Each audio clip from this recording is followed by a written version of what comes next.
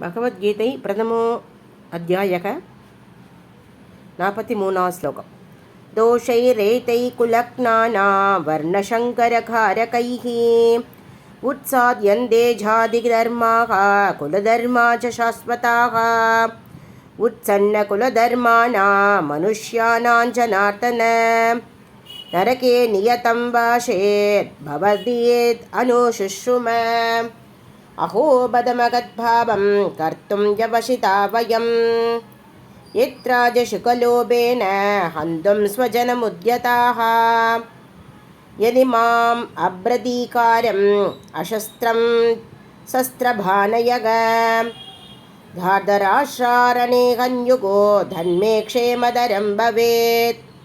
सञ्जयोवाच एवमुक्त्वार्जुनः शङ्के रथोपस्थ उपाविशत् विसृज्य शचरं चापं चोगसंविग्धमानसः।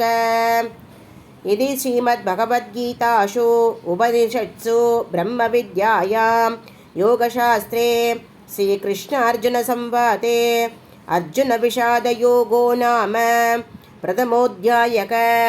श्रीहरये नमः श्रीहरये नमः श्रीहरये नमः।